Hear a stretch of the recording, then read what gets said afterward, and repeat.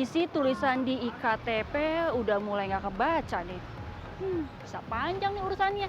Padahal penting banget buat urus berkas-berkas administrasi. Udah gitu fotonya juga udah mulai burem. Gimana nih?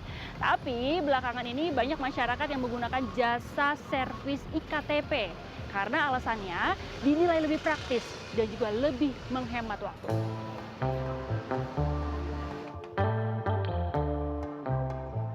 Tepat di trotoar Jalan Maulana Hasanuddin Cipondoh, Tangerang, Banten, sebuah lapak kecil tengah ramai didatangi konsumen. Di bawah payung beralaskan meja sederhana inilah Syarif mencari nafkah setiap hari. Pria 47 tahun asal Tangerang ini menjalani usaha servis KTP elektronik sejak tahun 2019.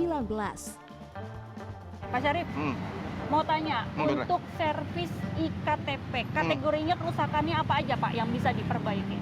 Kebanyakan dari tingkat kerusakan ya, itu kebanyakan foto sama tulisan gampang hancur. Foto dan Gitu, tulisan. iya. Jadi pada ngeblur. Jadi Iya. pas untuk ke birokrasi ditolak, buat verifikasi juga nggak bisa.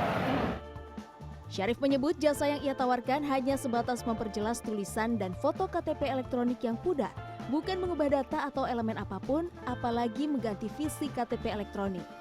Jadi foto yang pertama capil ini yang kita ambil. Nah, datanya kita tinggal ngikutin yang ada sesuai di sini. Seandainya datanya tidak terbaca lagi di sini. Saya Bapak, paling minta fotokopian. Fotokopi KTP kalau enggak foto basi bagus yang di handphone. Paling solusinya itu. Kalau enggak terakhir kakak. berarti isi data harus sesuai dengan KTP. Harus sesuai, karena kita nggak ngerubah. Karena ya untuk perubahan itu jatuhnya pidana, itu harus kecapil. Kalau untuk perubahan, nggak boleh. Kalau misalnya patah, tetap, itu gimana? Kalau patah biasanya saya tolak. Karena apa? Karena dia di scan itu nggak kedetek nanti di birokrasi, apalagi di bank ya.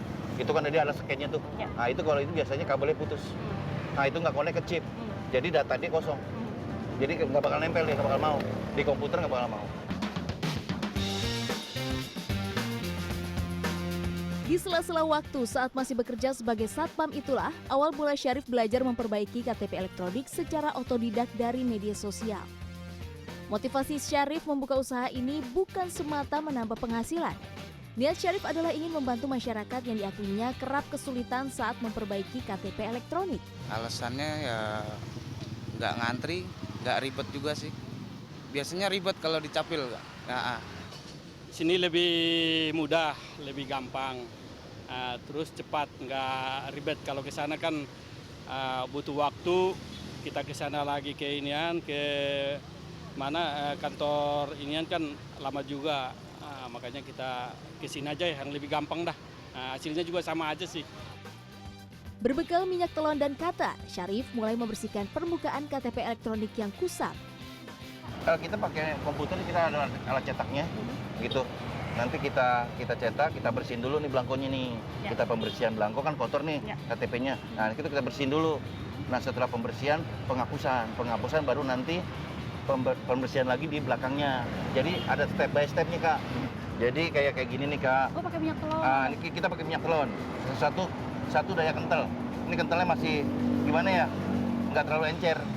Jadi kayak kamar bayi ya Pak ya? Ya tuh. Jadi kalau tuh sekali doang begini udah. Oh sebenarnya bisa ya? Loh. Kita pun sendiri di rumah Ini bisa? sebenarnya bisa. Iya. Mau SIM kotor. Ini kan kotor nih. Cutter. Tuh. Ya. Gimana cara Bapak menjamin keamanan data yang ada di KTP yang diberikan oleh pelanggan? Oke, jadi jujur ya, data ini kan penting buat mereka orang ya. Maksudnya ini kan rahasia negara sebenarnya yang punya KTP. Jadi untuk data yang namanya datang ke tempat Bang Syarif, data aman semua. Tidak saya gunakan, saya jamin 100%. Setidaknya 10 pelanggan menggunakan jasa Syarif setiap hari. Untuk jasanya, Syarif membandrol harga mulai dari Rp70.000. Syarif pun mengaku bisa meraup keuntungan hingga lebih dari Rp10 juta per bulan. Jadi gini, kalau untuk teguran sih nggak ada ya. Kita kan nggak melanggar hukum.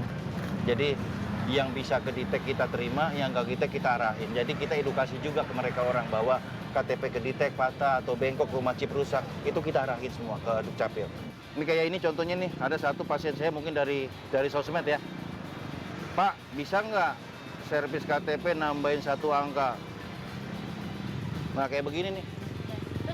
Ini saya cek Berarti kalau begini ada perubahan. Nah kayak begini saya nggak terima. Karena apa? Ini resiko pidana. 6 tahun penjara dikena saya. Mendingan saya hapus.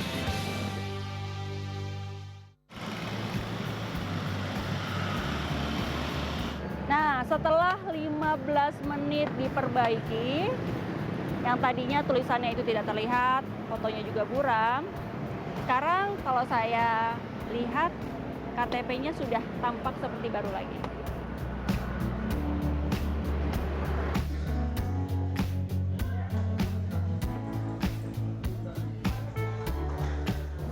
Kali ini saya akan mencoba mencari tahu untuk seperti apa proses dari penggantian KTP yang rusak. Nah, ini salah satu tempatnya adalah di kantor pelayanan Disdukcapil Kota Tangerang.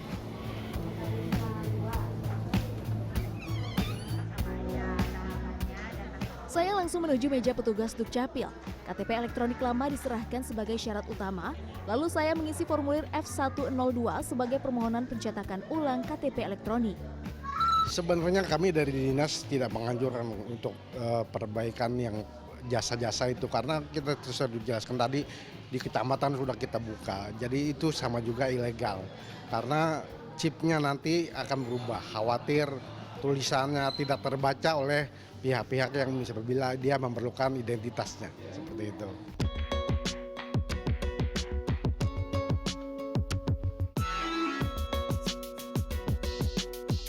Terima kasih Bu, sudah jadi ya. Nah, ternyata memang untuk proses penggantian KTP yang rusak di sini, di Disdukcapil, tepatnya di Kota Tangerang ini memang tidak membutuhkan waktu yang sampai berhari-hari.